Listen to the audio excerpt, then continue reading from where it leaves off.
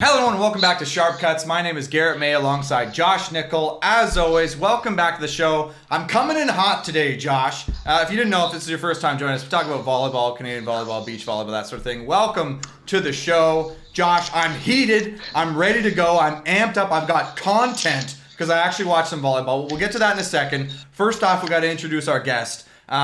Indoor guy, setter, we've had him on before, and relative of mine somehow. It's Tom Sorra. Welcome back to the show, Tom. How you doing? Thanks, guys. I'm good. Tired, but I'm good, yeah.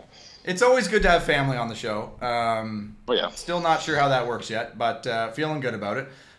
Okay, let's jump in. So, Tom, I don't know if you knew, but I got called out a few weeks ago by Josh and some other folks for not watching volleyball, not participating, not being involved. So I said, all right, if anyone comments on the next video, I will make an appearance at the Vancouver Open. Somebody commented, literally one person commented, honestly brutal, but I showed up, I made an appearance, I went down there, checked it out at the Vancouver Open here in Vancouver, and it was a blast. I gotta be honest, it was awesome. It was better than I expected, which, you know, I don't know what that means. Is that good? Is that bad? But we had some top tier Canadian volleyball action in our country. Probably the best example of how to run a tournament, what we should be doing, Josh. And I was happy to be there. So let's cover some results. Josh, I don't know if you want to highlight anything that happened in that tournament just for Tom so he can get on the same page and our listeners who, if they maybe weren't there. Well, I'm a proud peacock today with the amount of guys we had to come through the qualifier, because the qualifier, Garrett, there were so many teams in it that they played a mini tournament. They had to play 5 matches to even get in the tournament. So Johan and Guillaume played like 5 matches on Friday, another 3 on Saturday, another 3 on Sunday. So great job by like the Summer Next Gen guys to step in. I think it was great to have Came and Troy there, because I think to some volleyball guys, like Came's like a VC guy and they want to cheer for him. But to others, Garrett, he's a frickin' villain and he's a traitor, and it was easy to cheer against him. So congratulations, Came and Troy, on winning that one. But I think it was easy to follow the draw, where I was hoping for Came's demise in the tournament, but it just didn't happen. Yeah, so you notice how the show works, Tom. Like, Josh immediately takes the opportunity to toot his own horn, doesn't even comment on any of the women's results, highlights literally no one, talks about his guys who made it out of the qualifier. Who cares about the qualifier, Josh? Nobody was even there. It was on a weekday. I had to work. Like, couldn't go see that. So, I mean, that's how this show goes. And the other results that Josh didn't mention, yes, Came and Troy won. American guys coming up, the traitors. That's how I was referring to them. The traitor. Well, traitor. One traitor. One traitor and one stupid hat guy. How do we feel about that? Because that question was asked at the tournament was, what's worse? If you move from Canada to the US, or if you move from Vancouver, BC, to Toronto? And the crowd didn't really know how to respond to that, and I was offended, but also I kind of got it. What is worse? I can't believe those are on par together. He was a 2016 Olympian for Canada and now plays for the USA on the World Tour, and we're comparing that to living in the center of the universe with Toronto? Like, how is that even a comparable? Wait, I still don't know which side you're on after you said that. Tom, what do you think? Yeah, go ahead. I think the moving to the States is 100% worse. After being an Olympian in 2016, and he finished, 5th? Was it 5th or 9th? They're 9th, definitely. I don't know. Yeah. And then taking the 3 years off, and now he's at the U.S. team traveling the world. Like, yeah, that's... I mean, if he did it for love, Garrett, if he did it because he got married to Lane and, like, she really wanted to live in the U.S., like, I can be a little bit tolerable, but he's still a traitor. Like, he's still... Yeah, I shouldn't be asking 2 guys from Toronto this. Like, that's really the bias. Everybody there was like, no, Toronto, it's a Toronto one, boo, Toronto. Which is a bit harsh, but, I mean, they hate Toronto out here. Yes. Big time.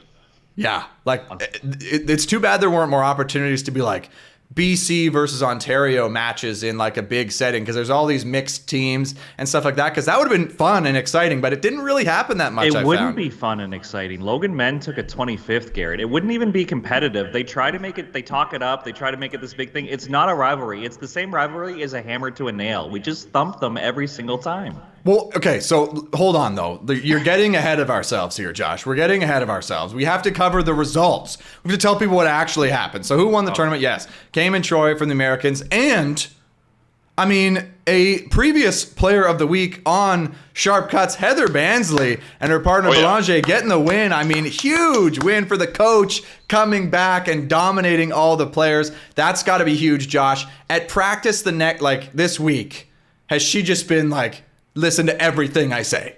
No, like it never dawned on her. We were just talking after practice today, before one of our meetings, and I was like, "Did you mention to any of the athletes, like, hey, this is how I beat you, and this is what we did?" She's like, "No, why would I say that?" I was like, "Why would you not say that? That has to come up every single drill design." Yeah, I completely agree. Okay, let's not get ahead. So there's a lot of cool stuff that happened at the Vancouver Open that I saw, that I was taking in. I mean, we're starting there because it was a big event in Canada, and many of you maybe were there, but I didn't see anybody. Nobody said, "Hey, Garrett from Sharp Cuts," Lisa which I Tam wasn't didn't expecting. get, like a shout out? Like she didn't come find you in person? I wasn't expecting that, Josh. And I was fully incognito. I was a little bit embarrassed. You know, you put your ego on the line when you leave the volleyball community, and then you come back, right? Because it's like, you know, where do you stand? Do you have power? Are you influential? Like, I don't know. So, anyways, we'll get to my highlights a bit later. But I am curious your guys' thoughts, because they did do a few things that I'd forgotten about that I am curious. So the scene is awesome, but they played music the entire game on center court. Like, they didn't like fade in and out. They just played music the entire time and talked kind of over the game sometimes and sometimes not, but nobody seemed to care. So I'm curious, like, is that something I just need to get used to? Is that cool? Or is that like, maybe we need to fix that?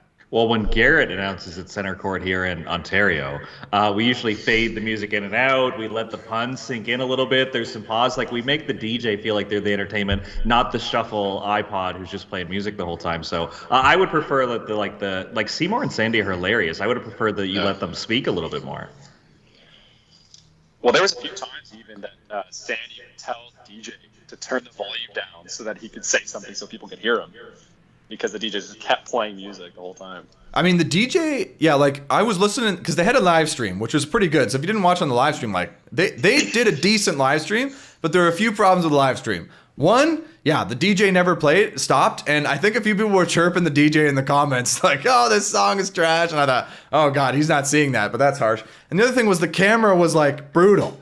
Never pan. Why not just put the camera at the back? It was honestly the worst thing ever. Like, so that's unfortunate, but at least they had a stream that was high quality.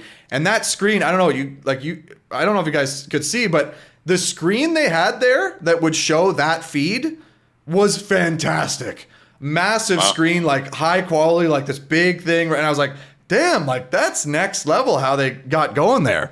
Did you watch much of it, Tom? Yeah, no, I watched both men's and women's semifinals, and then I watched the 2 gold medal games. I didn't watch any of the bronze games though. But there was one point where I was pissed off at the live stream, and it was in the gold medal match. It was the 3rd set, and it was I think Kame and Troy were up 13-12, and then the live stream cut off. And it never came back on. Oh. So then I had to tune in onto Paul Men's live stream on Instagram. And he's standing behind like Byron Katarakis, and he's like holding it super high. He's like trying to pan it. It's just kind of choppy. I'm like, this is as good as it's gonna get for me right now, because I don't know. I can't use the other live stream, and it cut up for everyone. That is too bad. It's the worst time to have the stream cut out. I know. And probably because they didn't have a lot of activity all weekend, like 40, 50 people. And in the final, people want to tune in and watch for probably the biggest game of the tournament. Maybe the most exciting game. I don't know. I mean, hard to say. You're watching for Paul Men's Instagram live stream. So I don't know. Can we really say? But I was kind of disappointed in the result there, actually. It would have been great for the Canadian boys to take that one home. I was pulling for them. That's got to be a tough loss for them. Big money on the line, too. Big money and big prize money discrepancy. You go from 10 to 5, right? Like, that was a big swing there for those last few points. Yeah, that hurts. That, like, makes or breaks your trip. The other thing I wanted to talk to you guys about and get your thoughts on was, well, maybe more things, but was the Skyball situation. I really found that interesting. Different than I remember, though, Josh. Like, it's evolved since I played and was there. Before, they used to just kind of yell at you for the Skyball, which is kind of like, whoa, like it's a bit of a shock if you've never been there. But as a fan, yes, absolutely Skyball. What are you doing? Like, what do you think? You're here to win the game? No, you're here for my entertainment. The people demand that of the players, and the players rise to meet the occasion. So I fully support that. But what's different is I've noticed that they don't demand it in close games. Like they get it. And they say, no, not a Skyball situation. So the commentators, Sandy and Seymour, were like, yeah, no, not a skyball situation. Like, let's not get upset at him. It's a close game. Let's be excited by the game. And people were like, yeah, no, we get that, which was cool. So first point. Second point was when they did do skyball, it's hard to get it in, right? But if you got it over the net, I noticed the other team was playing it if it was out, which was a huge change. And I thought, okay, that's next level. Like, if you're going to take the risk in skyball, I'm going to take the risk and play it for some entertainment value. And so I just loved both of those things. But Josh, I can already tell.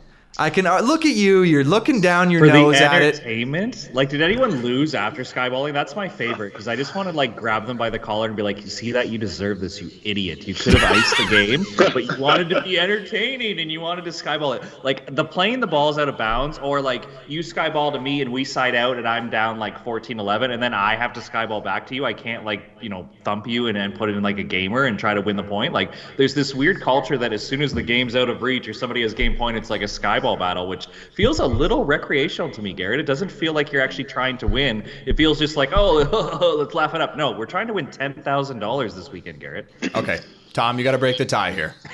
Well, as Josh might remember, I would skyball all the time last summer, and I'd skyball majority of games too. As always, skyball in the good for you, all it was right. a serve though. Okay. It's like when Yeah, Grant or Karen Boone would do okay. it. This is not an opportunity, Tom, for you to just brag and tell us how great you are at skyballing, okay? Absolutely, it is. It's interesting because I love the idea. Like, hell yeah! Like if you're gonna skyball and take the risk, yeah, the other team should play it. Like, Yeah, shut up, Josh. There it It's is, buddy. a charity, Garrett. It's a charity. Garrett, you would probably rip a spin serve and take the booze, but get the win. Oh, absolutely. No, I absolutely would. And now more than ever, though, like I'd pick my times when I'd skyball. Like, am I the face? Like, am I the fan favorite in this game? I have skyball. Am I the villain in this game? No, skyball. Like, screw you guys. Like, no, I'm gonna ham it up, right? Because I get it. Like, if there's somebody to cheer against, it's almost better than when you have somebody to cheer for. You know what I mean? So we didn't get enough of that because Kame, yeah, he's American, but he's a Canadian guy. So it's like, okay, it's all nicey nice. There's no like real intensity there. But the skyball stuff, I approved of. It sounds like, Josh, you're outnumbered 2-1. I don't know. I will say the one benefit, Garrett, is skyball, great promotion. They would give you a T-shirt if you skyballed on center court. So like as a player, you're wearing that as like a badge of honor. And the other thing, Garrett, we need to get on the bandwagon of temporary tattoos. A bunch of our guys were wearing skyball tattoos, and I was like, oh, did they give you anything for that? They're like, yeah, they gave me this tattoo that I put in my arm. Like there was no like cost for promotion. The players just want to be a part of it. So look for Passin Dimes or Sharp Cuts temporary tattoos at Nationals. We got to make this happen. I can't believe you just said Passin Dimes first before Sharp Cut. Like, how dare you? Like, I mean, we got to have both on there. I mean, that's fine. I'm fine with that. Passin Dimes, I mean, it works. We got Skyball. Okay, great. You do the Skyball. It's cool. But we got you want to be Passin Dimes and hitting Sharp Cuts is what you want. So put that on your arm. Absolutely. I'm only going to give the Sharp Cuts ones to the good players, actually, and you'll know when you get it. Like, it's not in the budget, though, Barry. If I play Nationals this summer, I'll get a pair of black shorts and I'll see if I can put the Sharp Cuts logo on the back of the shorts, and I'll represent the Sharp Cuts podcast as an athlete. Amazing. What are your thoughts on that? We support it. It's not in the budget, though, so we're gonna maybe have to come up with some sort of deal. It's just a press. It's simple. It is just a press. I mean, maybe Canuck stuff can hook us up. They were sponsoring this Vancouver Open, so maybe we can weasel something. Maybe we can go to some of the patriarchs in our families and see if we can get some support there from the May family, the Values family, the Sorra family. I don't know. Is there some sort of connection there? I'm not sure. Oh yeah. Maybe we can steal some money from that. Oh, sorry, I didn't say that aloud. For any Estonian listening, feel free to donate to the podcast. Absolutely. If you are Estonian, send us money. Absolutely. That goes a long way. It's for a good cause. Yeah, it's for a good cause.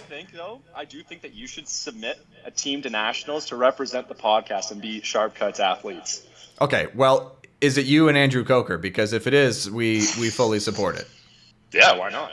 Because on Instagram, it seems like a badge of honor to be like a barstool athlete for some of these NCAA cats. Like, it's a big deal. I think we should have Sharp Cuts athletes. Again, it's not in the budget. It's totally voluntary, but you could be a Sharp Cut athlete. Yeah, totally. But we have to be picky and choosy about who we pick, Josh. It's voluntary, but you have to be, like, nominated. Yeah, you have to be picked. Like, it's not just anybody. No, it's like, no, I don't think you're the Sharp Cuts brand. You're actually too good for what we're looking for. You're not the type we're looking for. We got to do it. I support it. You got to represent the brand, too. Right? You do, right? Like, you have to be able to cut sharp. If you have no cutty, how are you going to be sharp cuts. No. Like it just doesn't No. work. Speaking of sharp gutties, we touched briefly on something that I wanted to talk about, and that was the level. So you guys watched some of the games, and I was a little bit disappointed because Josh, you made the comment, "Are we high performance? Like the skyball thing is like, we're playing for 10 grand here type thing." Yet I felt like the level was like muted. The intensity and the quality of the play was kind of silenced. Like they put a silencer on the gun of the quality of the play, and nobody really was like looking like they were trying too hard or like wanted to get too intense or was really going that hard at each other, which was interesting to me because that's not how I remember before. I remember the fans being vicious. And I remember the players like chirping and getting into it with each other because that was the type of environment that it fostered. So we saw a couple interesting games. Like a few that I can think of is Josh Binstock and Will Hoey played together, Olympian and retired guy getting out there getting some wins. But it wasn't nearly as intense with some of the teams who they were very competitive with as I thought it would be. You know what I mean? Like I just kind of expected this to be a lot more serious and the level a lot higher. I don't know if you guys felt the same. I think it also comes back to the music issue because you know how a lot of stuff is said in between when there's silence? You hear the crowd more. That will kind of bring energy. Guys will talk more through the net. But if there's just music blasting the whole time, like you can't even hear yourself think, right? During the rallies and stuff or in between points, like come on. That's an interesting point. Could be a tie. Yeah. Like it felt silenced or muted to me. Well, maybe it actually was by the music. Like you can't hear what people are saying because of the music. Yeah. I never thought of that, Tom. You're bringing insight to this show, and I don't know that we deserve it. I don't know. It's just my take on it. I watched online, so maybe that could be the only reason why I think that might be it. But no, I felt that in the arena too. Yeah, I was a little disappointed watching the live stream because one thing that the beer garden is known for is being quite witty. Like it's not just like a chirp, like it's actually like they're telling stories and they're being quite clever with it. And when you couldn't hear that, I think like that took away from the event a little bit for me to be the bitter guy. And the other thing, I know you have sponsors, but why did half the screen have to be the sponsor's logo on the live stream? Josh, listen, we don't know anything about sponsorship. We cannot talk about come on, if we were going to have that people sponsor us, our whole screen would be that. You wouldn't even it'd be just everything except our faces, and even then maybe there'd be like something covering us. Hat, so absolutely. If we could be in the same, we do the same thing, okay? We would do exactly the same thing. I stand corrected. That's fair. So I agree with you though. The chirps I did hear because when I was there, you could still hear people around you. I'm not sure the players could hear you necessarily, but they were dumbed down. And maybe this is just for a few games, but stuff like, "You suck, Josh," or "Yeah, shut up," or just not that clever. Like I think you're right. We're used to. Like you had a hug counter when you played, or like several national team guys complain about the classic "you're on terrible" and other puns they can think of. Yeah, I didn't hear the on terrible. I heard brief mention of the hug count, but now everybody hugs. That's the thing, Josh. Can we give Dan and I a little bit of credit for that because everybody hugs now, or do we get nothing? Trendsetters, yeah. Yeah, I don't know. But, okay, so that's maybe the chirps and the intensity, but the level of play, did you guys, it just felt like it was kind of like an 8 out of 10 to what maybe I expected some of these teams to bring.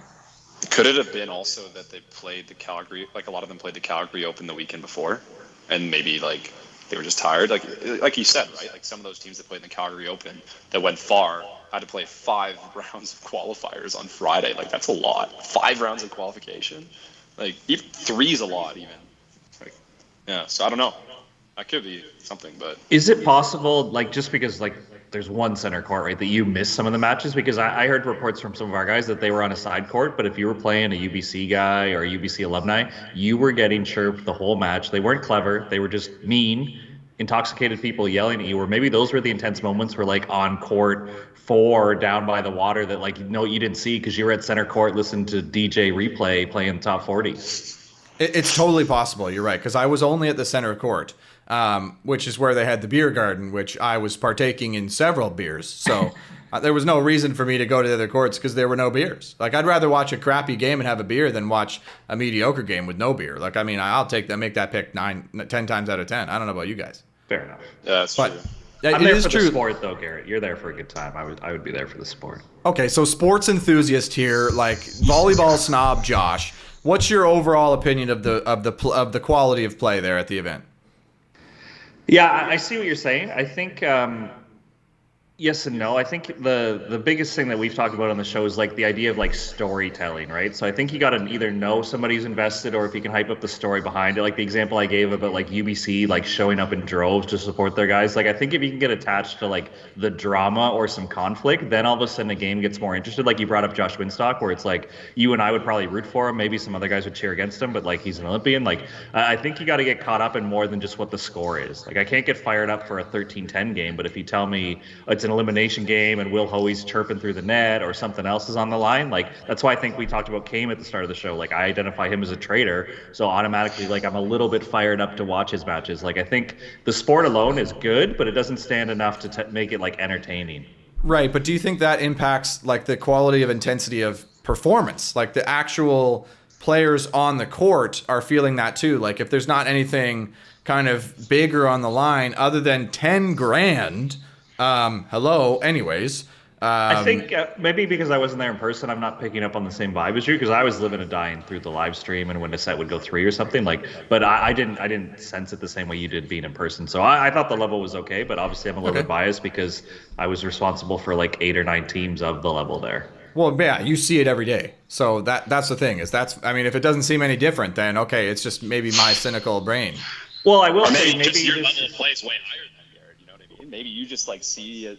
Maybe my expectation is too high in some ways. Or Tom, maybe you could speak to this because you're an athlete who went through it. Are we seeing a little bit of a hangover through COVID, where this is like the first major event a lot of these athletes would have played? Like we didn't have a nationals the last few years. Like provincials have kind of been watered down. Like maybe this was like the first time, and for like a 20-year-old, they didn't get fired up because they don't know what it's about. Where like 10 grand is a lot. This is special. This is unique. Where they're just kind of like, oh, I played in the Van Open. Like no, the Van Open used to be circle on your calendar, and it was a big deal. Like Sam and Dan missed an FIVB. Like they could have been in Espino, but they chose to go to Van Open. Where maybe this is like just the ripple effect of some of these younger guys not playing because of COVID.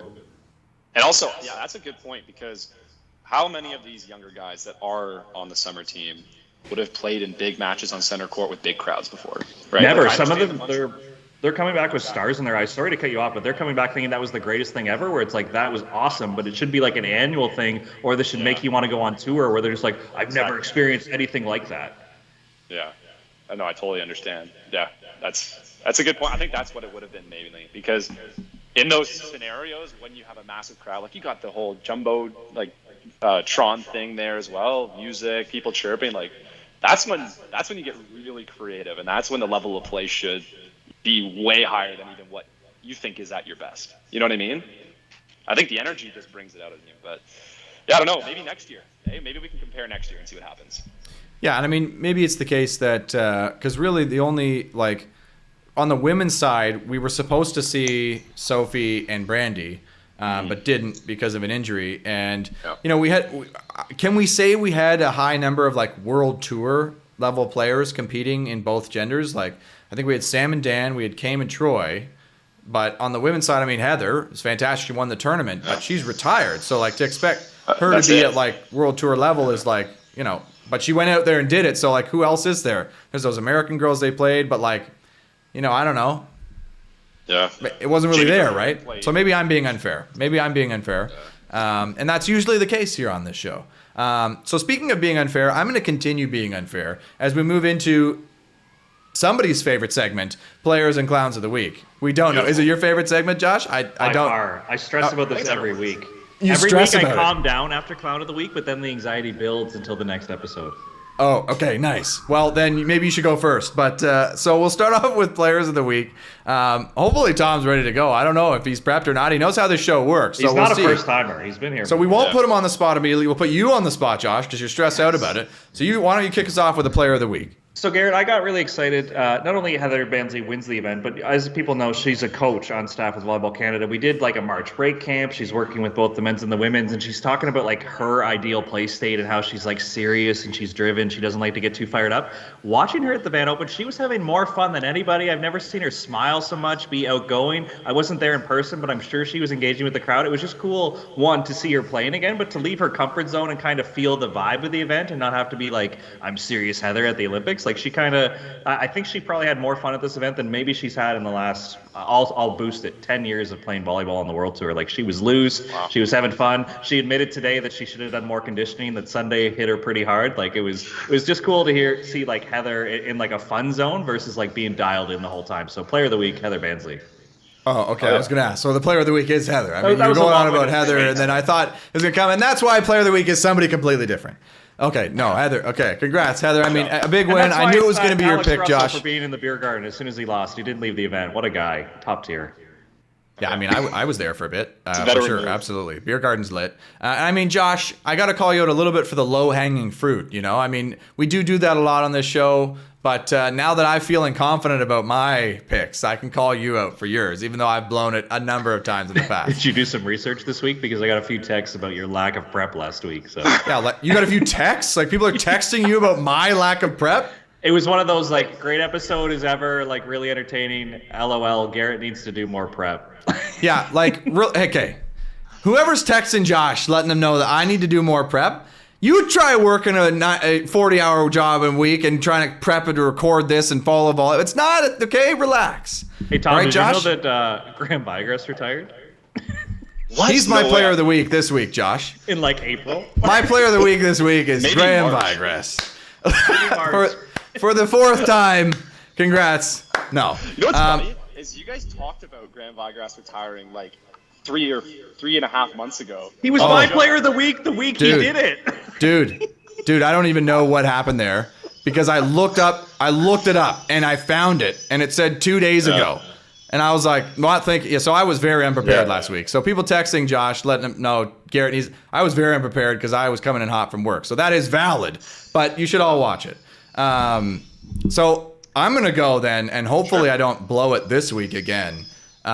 Give you some more time, Tom, because the stakes are getting higher than ever. All right. So my player of the week this week is Maverick Hatch. Maverick is a coach now with Volleyball BC. He's got the BCO club there, so he's coaching provincial teams. He's coaching a bunch of athletes there. Seems like he's doing a great job. Kind of a guy who everybody was unsure of, I'll say, when he was a player. Some people thought he was a total asshole, but I always got along great with him. I reached out to him. I said, hey, Maverick, I'm coming down. He was the one who commented on our video to say, Garrett, come down. Met him up there. We hung out, had a great time. He was super, showed me around, showed me the athletes, gave me the update, and so was super hospitable to me. So I appreciate it, Maverick, if you're listening. Thank you so much, Player of the Week. I think your teams did okay. A couple of them made it through the qualifier, so awesome job all around. Good luck with and keep it up with what you're doing, Mav. So that's mine. Good pick. Over to Tom. I think it's a first timer. Is that a first timer? Maybe. Yeah. We should keep track, Josh, and for the records, but we don't. Should be able to pull this up, yeah. It's not in the budget, so. That's okay. Yeah, my pick's a bit more of a dark horse pick, I think. My pick is Johnny Pickett, play on words there. Yeah, so Johnny just came off of a win from winning the Calgary Open last week and then brought in a bronze medal at the Van Open, and I don't think he's ever played in the Van Open before. I know obviously not the Calgary because it's the first one that's been done, but I'd say he's arguably top 2 blockers in Canada right now, top 3. I will live and die by that. I think he's for sure top 3 men's blockers in Canada right now, and he's young, he's 21, and he's doing great things. Creative, can be a defender, blocker, doesn't matter. Super, I don't know, just a talented player, super talented player, and he pulls off these wins as a young guy. I mean, congrats, Johnny Pickett. I mean, yeah, absolutely, and I would agree with pretty much everything you've said, Tom. I do have some thoughts. I don't know, because I did watch them play, and I really would have liked to see him go hard at those guys in the semi. At those guys in the semi, because they were kind of in it, right? They weren't out of it completely, and it just seemed like they kind of understood that they were going to lose. So I agree with you. It seems like they're kind of maybe 2-3 in Canada right now on the men's side, which, I mean, I'll let you make the judgment about how that reflects the quality overall in Canada, but I would love to see them go harder at those top guys. Like, come on, that 21, go at those guys, right? Well, they pulled maybe too much of a nice guy move, but for example, I'm not too sure how it works. I know that Sam and Dan are 1. Would Russ and Jake be 2? Because Grant and Ben don't play right now. Right. And then the past 2 events, Johnny and Steven have knocked out Jake and Russ 2 straight in both events. Right? Yeah. So I don't know. I do know that for a fact. I do know that they beat them in both events. One was in the they're both quarters, weren't they? Are they both quarters? I think it was a semi in Calgary, a quarter in Main Open, and it was a final at an OVA earlier in the year. I wish he would have dug your heels in and said he's a top 2 blocker, so then the fans have to go, well, is he better than Dan and Russ, or which one is it? But you said third, so now he's kind of included. Well, Well, technically, I guess he'd be 2 now, because how did I guess Ben and Grant would have been canned too, but how did Ben do? We'll get to that. Ben lost to Binstock. We'll get to that. Absolutely, we'll get to that. That's a good topic. Yeah, absolutely, we'll get to that. I mean, that's some drama for sure on the men's side, which I like to see. So good luck to those guys. Anything else we need to cover there, or can we move on to clowns? Clowns. Okay, I'm going to go last for the clowns because I think mine is a nice segue into our next topic. I think mine will also segue, or at least get Garrett a little bit fired up, but that's okay. Well, of course it will. Okay, well, it's probably me then. So if it's me, you can just save it, Josh, and maybe you just shouldn't go at all. So why don't we start with Tom? Sure, why not? So mine has nothing to do with volleyball. Mine has everything to do with airlines. So, I don't know if you guys know, we were talking about it before, but Western Canada is having a huge dilemma with airlines such as WestJet, Air Canada. It's just a gong show. And the amount of cancellations on flights has been insane, and people are stuck in cities for days not knowing when the next flight is. My flight's been canceled twice here in Calgary. It's been chaotic. Very inconvenient. So I'd say clown of the week is to any airline that has been flying out of Western Canada. And I don't think it's just Western Canada. I think it's all of Canada right now. Air Canada, I think specifically, Canada was the worst place for cancellations and flight changes and all that stuff for like last month. It was like they keep track of that stuff, and Canada was the worst. And I kind of get it though. I mean, I agree. Deserved clown of the week, like absolutely. Give your head a shake. You're gonna cancel flights on people. That's crazy. But I do kind of get it though, because during COVID, it was like, oh, we have no flights, so let's lay off a bunch of people. And then now, oh, COVID's done. We're gonna book a bunch of flights, but oh wait, people don't actually want to be agents at the gate and baggage handlers and flight attendants and all these key roles for air travel. So I do kind of get it, but you're right. I mean, my flight got delayed by over 5 hours a couple times when I went to Winnipeg and back. I'm headed to Toronto in September, so hopefully things go well there and I don't get canceled. That would be brutal. Josh, I don't know. Have you flown much? Like, do you even travel as a coach, or are you just lazy guy? No, I have a couple coming up. Obviously, there's rumors of an Orsika in Canada this year that I would like to attend, and then I'm going to FISU Games. What do you mean rumors? Rumors, Garrett. It's not happening, confirmed or denied? If you read the Orsika website, it's still TBC, but if you talk to those good people out in the Maritimes, it's going down, Garrett. And you're not going? I'm probably going. Oh, you're going. Oh, okay. Are they going to call it Sand Jam or what? Sand Jam Halifax, round 7. But they're going to bring it to PEI instead. They're going to bring it. You're going to have on the red sand. Yeah. Exactly. Yeah. Okay. Yeah. Well, airlines. Clown of the week. Airlines. I mean, burning the bridge of an entire industry, and I respect it. I'm here for it. And potential sponsors. So Air Canada and WestJet are probably never going to sponsor the show unless they just don't watch this episode, in which case, give us money. Okay, Josh, let's go you maybe, or me? Yeah, let's go me, Garrett. But this might not turn into a topic, but it'll definitely turn into a comment from you, because you're probably going to respect this athlete who I think is an absolute clown. So in New York, AVP, Nick Lucena, rallies happening, big point. Ref doesn't call a hands call that Nick thinks is a double. So what does he do after the rally, Garrett? Takes his hat off, throws it, whips it against the ref stand. Right away, ref is like, well, you can't do that. Gives him a yellow. Nick then one-ups him by charging the ref stand, reaching over into his little badge thing, pulls out a red card to present a red card to the official. This is Nick Lucena, a guy who got to play with Phil, like international player, maybe a role model. Not anymore. Bit of a clown move. Nick Lucena, you idiot. I mean, I fully approve the clown of the week on there. Absolutely. Like, what a crazy shift for that guy. Like, was he not in consideration for like the FIVB's like sports person? Yes, I think he was. Did he maybe win that one year? Like, I don't know. It's like kind of a stark change for that guy who was like the nicest guy on the beach who you wanted to do well, just going to AVP and just pulling cards out. Like that's intense. It's physical.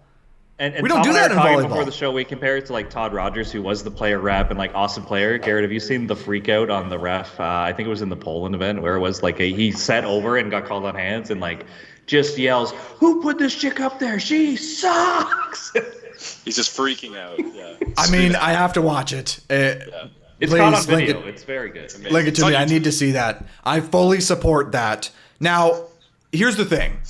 If they're like to the refs before the event, if they go, hey, like there's a chance that if things go weird, I'm going to lose it. Don't get offended. Like it's for, we're trying to be entertaining. Like I'm trying to make money here. Maybe, like that sort of thing. Yeah, I'm okay with it. I'm okay with it fully. Like I told the refs when I was doing the announcing, I was like, hey, I'm going to ask some of the refs to dance on the stand. Like, is that okay? Like, am I going to be stepping on any toes? And they were like, no, go for it. So I was like, okay, perfect. Like now I have full carte blanche. Like, let's go for it. Right. But if they didn't do that, if Nick didn't do that, which he almost certainly did not, then it is unacceptable to physically grab anything from the ref. The throwing the hat at the stand, okay. Frustration, maybe you meant to hit the stand, whatever. But you grabbing the card, that's it. Like, we don't do that in volleyball. We don't get physical, ever. Like a fight? Whoa, what is that? Touching another thing? No, we're on our side of the net. Like, that's kind of intense, I find. And Garrett, I do remember you trying to make the ref dance because Tom and I were there to try to win Canada games, and you were just making a mockery of the whole event. Yeah. Right. Those people in Winnipeg had a great time. If you were there in Winnipeg, comment down below. Let me know. I need some defense here, Josh. You were trying to win and I was making a mockery. You were making a mockery by not winning the damn thing, is what I'm saying. Okay? Both of you guys. You were hyping us up, though, Garrett. I remember. Yeah, you were doing a really good job during our games. You were getting us going. You were getting us fired up. You guys played the Winnipeg guys, though, and I was like, all right, I gotta turn on the boys here. That was a great job by the schedule makers. It was a night game. The bleachers were full. That was a fun one. Yeah, like fun. You got to go with the hometown crowd, even if I'm from not that place and from the place that you guys are from. So, I mean, you got to. Well, Logan's from Penticton, Ontario, so we were a little bit of a split squad. Yes, exactly. Okay, great. I mean, great clown of the week, Josh. I mean, Nick Lucena is a guy I never thought would be saying clown of the week on this show. If you want to see video, Riley McKibben has it on his Instagram. That's where I discovered it. It's a great cam review. Thanks to the McKibbens for just all the content they produce. But yeah, what an absolute joker of a move. What is it with you hyping other great content creators on this show? Like, we can't keep people's eyeballs enough. You tell them to go somewhere else. Gosh. Speaking of, so I have 2 clowns of the week, sort of 3. I'm calling people out. So my first clowns of the week is Ben Saxton and Mike Plantinga. And I'm sorry, boys. Ben, I know you're a listener. Ben is a listener. I apologize for it, but I got to do it because I sat there and watched Ben and Mike play Josh Binstock and Will Hoey, which, listen, I expect that to be a competitive game, for sure.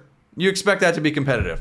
But it just seemed like nobody gave a shit on that court, and everybody was all laughy, smiley in a pre-quarter. With this intensity, center court, like, I expected some intensity. Like, there's money on the line. There's ego on the line. An Olympian is getting eliminated in the pre-quarter final of the Vancouver Open. Like, somebody should not be happy. And it just from my perspective, didn't look like Mike and Ben were really laying it on the line. They seemed like, okay, this just was going to go how it's going to go, and we're okay with that. So, I mean, sorry, boys. I mean, maybe I'm getting called out 2 weeks in a row for clowns of the week for people who have lost games, but gosh, that's got to hurt. It would hurt me if it were me. It hurts because, super best friend of the show, Ben Saxton, but I agree with that. Anyone who's going to comment against it, I'm on Garrett's side on this one. Well, what, are you like the gatekeeper to my approval, Josh? Like, what the heck? Well, I think some people in the comments like to make it a little bit me versus you. Sometimes I just like to express that we're on the same side for once. Do they like that? Because this next one is definitely going to be me versus you, because I do have another clown of the week. So, listen, Mike and Ben, it's like an apologetic clown of the week. It's like, listen, it was a bad loss. I'm sorry about it. You got on, it didn't go well. I'm sorry, but I gotta. My second clown of the week is also an I'm sorry, but I gotta. It's a viewer and listener of the show who called me out, calling my take trash. So my second clown of the week has got to go to Derek Dedman. And Derek, listen, thank you for listening to the program. Thank you for commenting. That is all pro. But gosh, I got to defend myself. And listen, if I'm going to be the heel in this situation, I'll take it. I'll take all the heat. But absolute clown move to call me out for that take last week. Defending, so last week for context, Tom, I don't know if you listened to the show, maybe not. If you didn't, I called out Team Canada Men's Volleyball for going 2-10 in the World League and said, okay, clown of the week, 2-10 team. You know, you barely avoided relegation. We can't risk it that much moving forward. And Derek's calling me out saying, oh, we got to trust the process. Listen to Ben Josephson. He's got the process. They're figuring out the system. No. Okay, I stand by. I'm doubling down on that clown of the week. You go 2-10, you cannot expect any praise. And you maybe get a clown of the week. So listen, and have at me, boys. Let's go. I'll take all of that smoke. Come on. You call me clown of the week, I'm calling you out for clown of the week. I'm calling you clown of the week. I'm on tilt, Josh. Bring me all that smoke. No rebuttal? Okay, I'll just assume that what I've said is 100% correct and nobody has any issue with it. Yeah, well, it's tough, right? Like, it is a whole new cycle. I know you guys probably touched upon it being like a lot of the older guys that played under Glenn are gone. So there was a whole new wave of like 9 or 10 new guys that were put onto that 25-man VNL roster. A lot of young guys too. A lot of young guys. Like the guys that used to be young on the old team with Glenn are now like the old guys for Ben's cycle. So it's a whole for sure. new, we didn't touch on it, Tom. So we didn't touch on it. So let's get into it because all right. It sounds like you've got some Garrett insight. Takes issue is it's not the new guy problem. It's like I mentioned, like the system language has changed or the system, and Garrett has no patience for like, are we calling it a 51 or a quick? Who cares? Are we setting it too high or too low or too fast? He has no patience for that stuff. So we understand some players are new and there's some turnover in the cycle, but as far as like giving the system patient, Garrett doesn't think it deserves this much time. They're professionals and they should figure it out. Yeah, let me put it this way. If 2-10 is overachieving for that team because the guys are so new and so bad that the fact that we won any games is a big deal, is great, that's on me. That's my bad. I apologize. If 2-10 is a huge success for that team, my bad, boys. Great wins. Like, well done. But come on, this is Team Canada we're talking about at the Volleyball Nations League. I don't think the guys are too new to go out there and look to get more than 2 wins. Fair point. Yeah, I think also I was talking to Josh a little bit about this, but you guys were talking behind my back, eh? Little separate production meeting. The system. It wasn't about you. Pump the brakes here. It wasn't. We didn't even mention your name. Don't even worry. Well, no, that's even worse. You're talking about behind my back, not even about me. Yeah, it's perfect. Yeah. Oh gosh. The system really relies on a good first reception, good first pass, and making sure. Okay. What system doesn't? What system doesn't? No, but this one Good rebuttal. Good rebuttal. I'll give you that one. This one specifically does because we're trying to you might like good passing, Garrett, but we rely on good passing. What are we talking about? Oh no, this system really needs a good pass. What? Okay, all right. I'm sorry. I'm sorry. I'm being an ass, but it's what?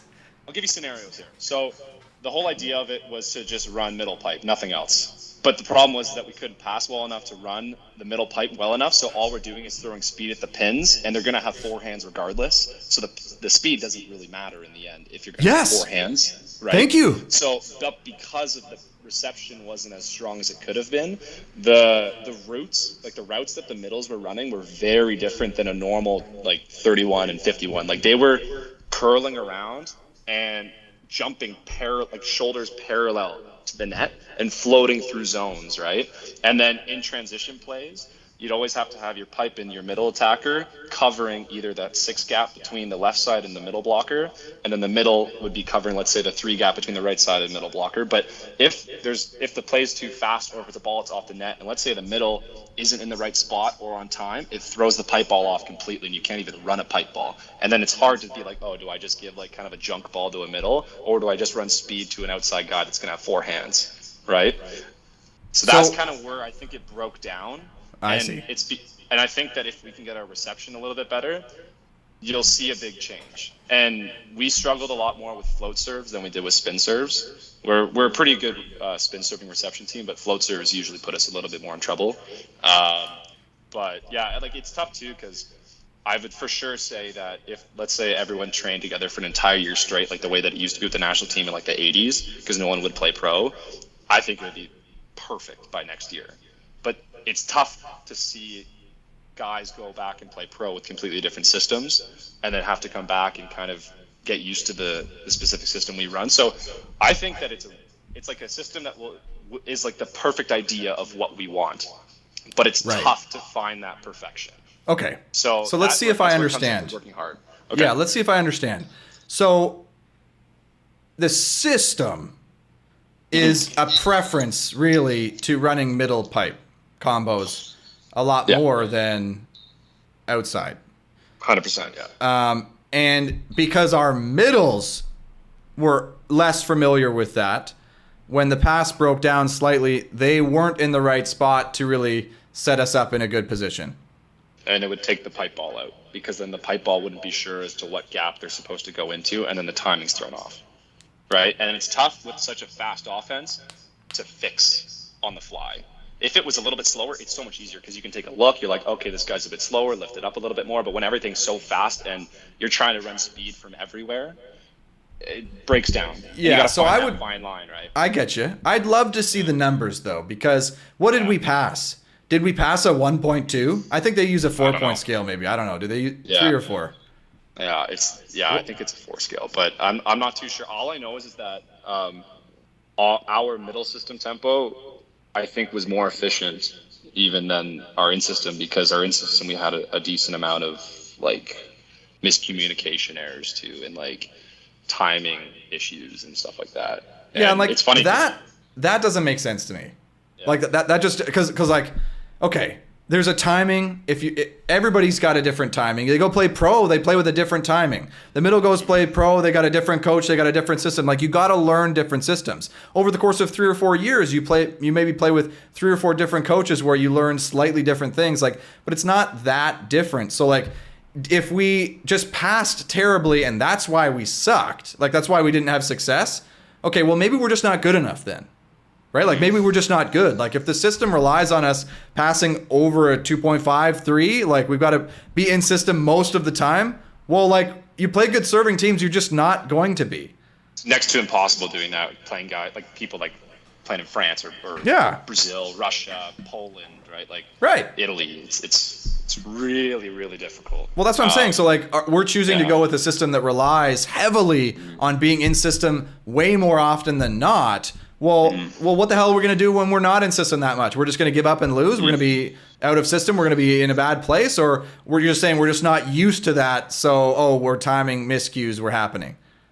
Yeah, maybe the latter of that. And the way that I saw the system, too, because like I set the system as well, I found that it was a little bit of like a money ball like concept, where you're trying to almost rig the system in the sense of, we're trying to base everything that's part of our system off of statistics and what actually wins games.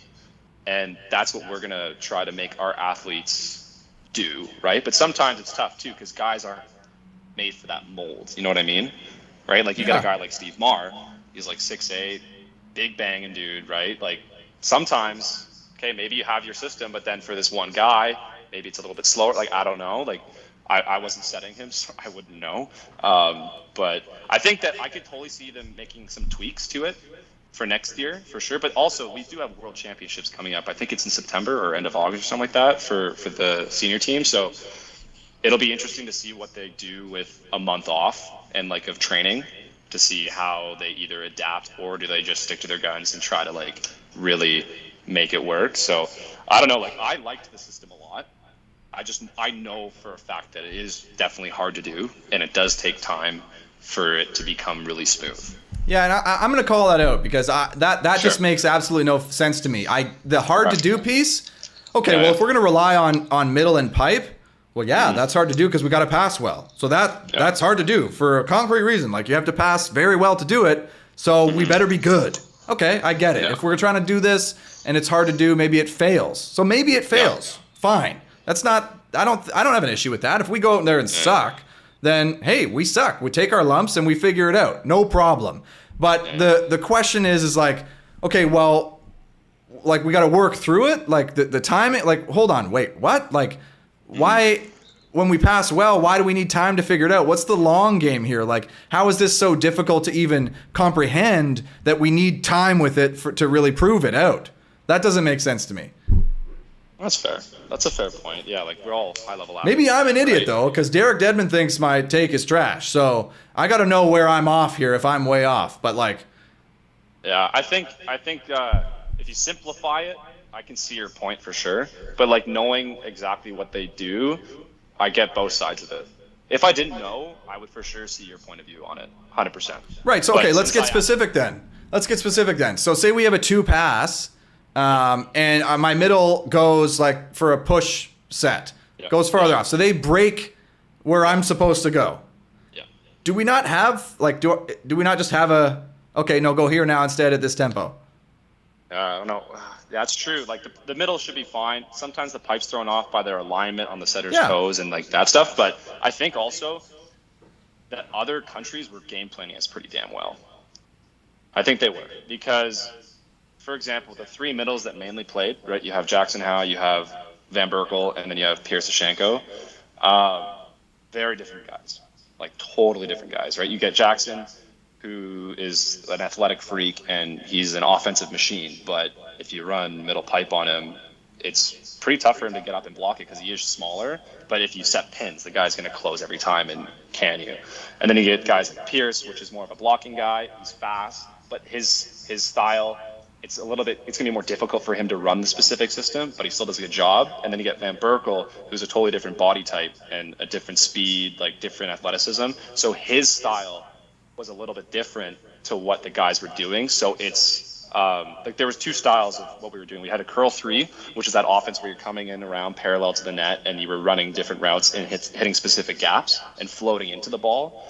And then you had gap control, which is where you're coming to a home base on either the T and 4, the T and 2, or in the middle of the court in like on the attack line in 3. And then you kind of pick your route. And then it's more of a traditional, like if you're running a 30, I'm just going to fire it to you and it's going to go through the zone and you're going to contact it, or a straight up 50 or a straight up 60.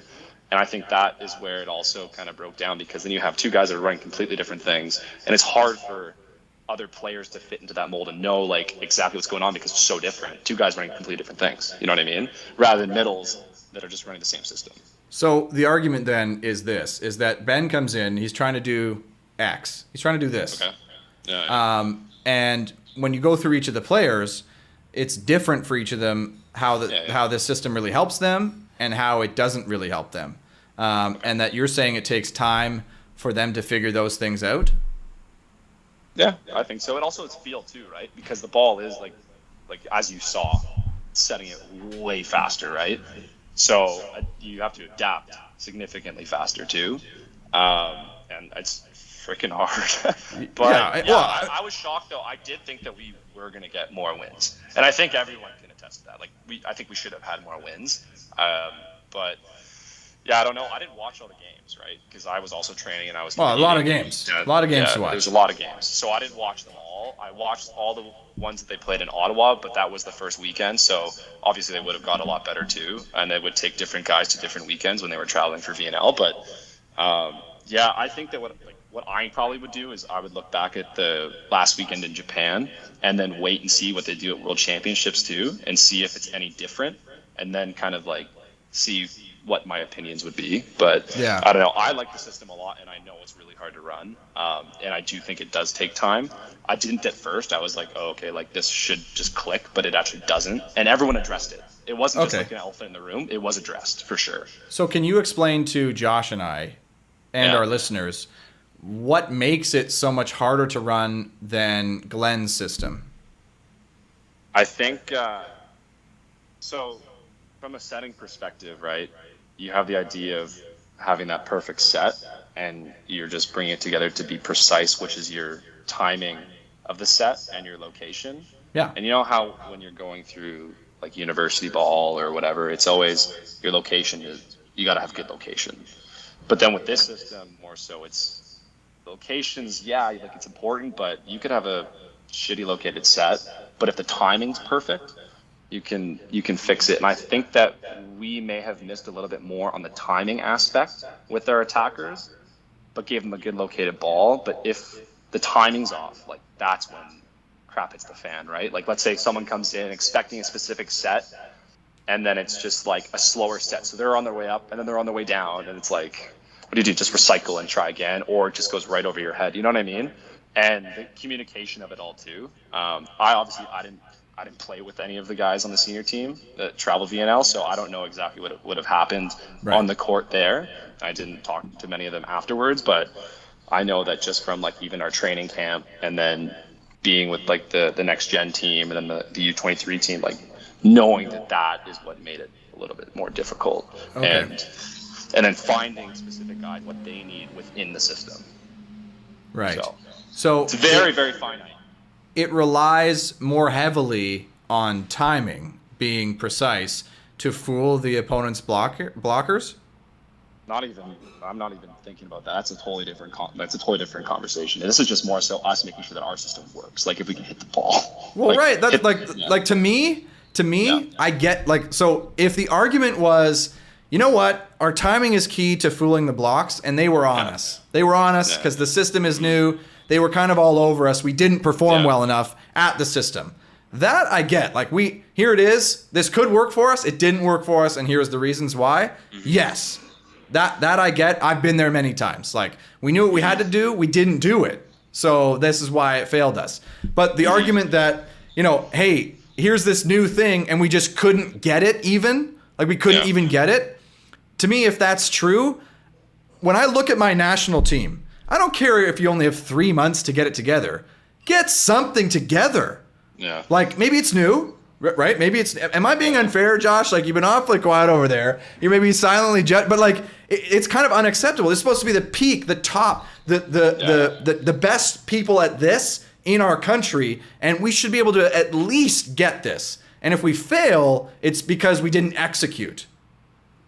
So where I'm extremely biased. I think Benjo's fantastic at what he does, and I agree with what Tom's saying. Does it seem like I'm chirping Ben? I don't mean to. Well, it falls on him as the head coach, right? So there is a little bit of that, but I don't think you're going at him. But the reason I have patience for it is a little bit of, and speaking to some of the guys, this isn't the Trinity system. Like even the Trinity guys were learning. Nobody other than Ben knew what this should look like. So there's a little bit of patience about like, oh, I thought the pass was off, so then I changed to this tempo when you thought it was this tempo. So that stuff, when you talk like the process taking time, that stuff actually does take time about like what is Blankenau thinking versus what is the middle thinking. So a little bit of patience there. And really, Garrett, the reason I'm going to be a little bit more patient with this is Glenn built the system that we were irrelevant. We weren't in World League. We weren't going to be Olympians. He got us to the Olympics. But it is unfathomable to think that system was going to win a quarterfinal at the Olympics. Like we're losing 3-0 to Russia the last 2 Olympics, and some of the scores are like 15 and 18. Like we are not going to win a quarterfinal at the Olympics, where if this system works, I think that gets us over the hump. That makes it challenging for the world, where we couldn't do the same of Glenn's system of like serve tough, let's get blocks, and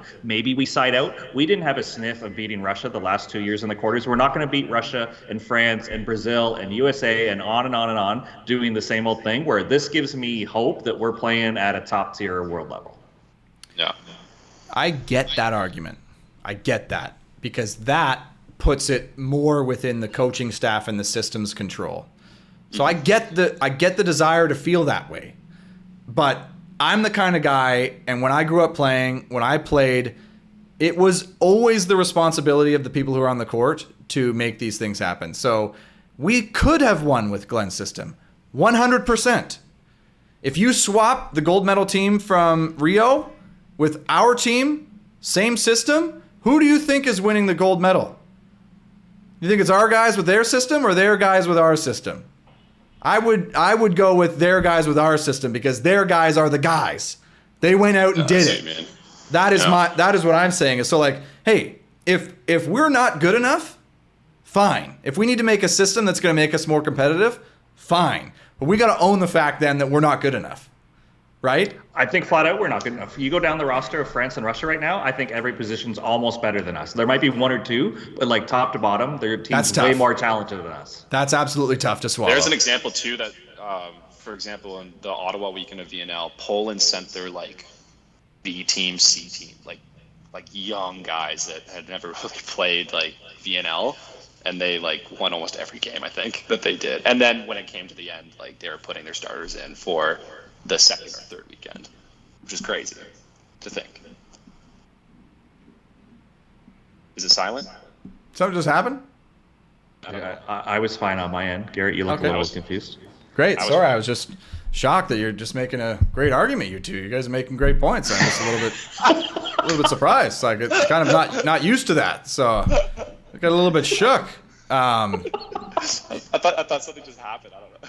I mean, I did too, and it was you guys seeing some reason. It's kind of shocking. I mean, it's tough for I think. Does anybody really want to hear, hey, we're not good enough, so we need this system to help make us competitive? I think it just brings a different edge that we haven't done before, and I think it was worth the risk. Like, it's kind of what Japan does. Yeah. Because they maybe realize we're not going to be able to compete in these ways, so we have to try to compete in these ways. And so, like, if that's the goal, I do support it.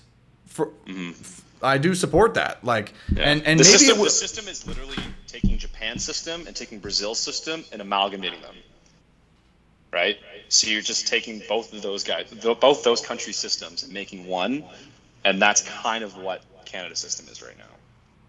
And it makes sense because we're not overly big guys. Like, we're not these big bangers in the world, right? Like, we're usually either a little bit smaller or aren't as talented, and we got to find other ways to win. Right, and I think that doing this was a way to try to see if could we win doing something different, right? So, I don't know what'll happen, but I hate hearing that. I don't know, but I'm competitive as hell. I hate hearing that because like my mind goes like, no, we should be like setting ourselves up so that when we get a dog, when we get the man out there who's going to get her done for us, that's going to carry us, or the guys, a group of guys who are going to really get it done for us, that this is going to help them, rather than, hey, you know what? We're not that good, so we need to actually find some ways to exploit a few things here or there, right? It's like a sad reality that hits me. So, maybe I was a bit harsh in my judgments of the team, but I also definitely stand by that our expectations should be way higher, especially after, Josh, you're right, we do what it takes to get into the VNL. We're in the World League. We're in the Olympics with the team. And then we go out with a stinker 2-10, like we almost get relegated. Like, what happens if we get relegated there? Are we down for the next 10 years? No, don't you go to a tournament to see if you stay up or not? But you have to win that tournament. Right. To win it, yeah. That's what I'm saying. Like, all the progress we've made, all the program building, we go out and have one stinker, and now it hurts us for years. Like, that's scary. It should be scary. Anyway. Hey, but we're safe. We're safe, though. We're safe. Okay. We're safe. I think Canada, though, are we a little bit forced to think this way, Garrett? Like, in my opinion, we don't have a dog because our guys are playing third year in the Canada West while the France guys are playing professional at CEVs and like dominating. They just get an opportunity to play at such a higher level for longer that, like, I think Gavin, you could say, was like a dog, and I think Gord was approaching that. But like, who in this year's cycle, like Lepke just had a kid. I'm sure he's like fatigued, like he's a little bit out of it. Like is Steve Marr our dog? Like, do we have a guy that like you can just set a high ball to? Like Brazilians, it seems like I was at the World League where their two right sides got hurt, and Wallace was the unknown guy, and then like a year later, Wallace was one of the best players in the world. Like they just have a meat grinder of a system that they're going to keep throwing guys out there. I don't think we have that luxury. We just with like relying on the school system to give us national team athletes versus the professional system to give us athletes. Yeah, like that's a good point. I agree with you, and it's just tough to look at that and go, because it seems hopeless then, right? Like it seems hopeless because you coached up the system. That's why I think. But we have to get it perfect. Patience. Like we have to get it perfect, and even then, it's probably not going to get it done because we need to pass the best. Yeah, that's true. So the best passing team is the best team. Yeah. Like passing and serving, like it's what it is. Like, oh, we're gonna rely on passing well? Well, yeah. Yes. We need to do that. Fair point. Anyway. Yeah, Gosh, we could go all around this, but I know. it's interesting to have something to talk about, and I like to hear. Thanks, Tom, for sharing about the intricacies of it, because it is interesting to hear, because that's something that even a volleyball person like myself, I couldn't watch that and go, oh yeah, this is what they want to do. So it's great to hear that. So we've gone way over time. So if you're still listening to us, thank you so much. I mean, we must have done something right here. Comment down below. Hit us up what your thoughts are. Is my take absolute trash, like Derek Dedman says? Or are you maybe a little bit on board with me? I mean, I don't know. I'm maybe going to go comment on a fake account and just say, yeah, I agree with Garrett, just to kind of beef that up. So, well, Tom, thanks so much for joining us for this episode, man. It was a blast. I'm sure we'll have you back on again. And thank you all so much for listening, and we will see you next time.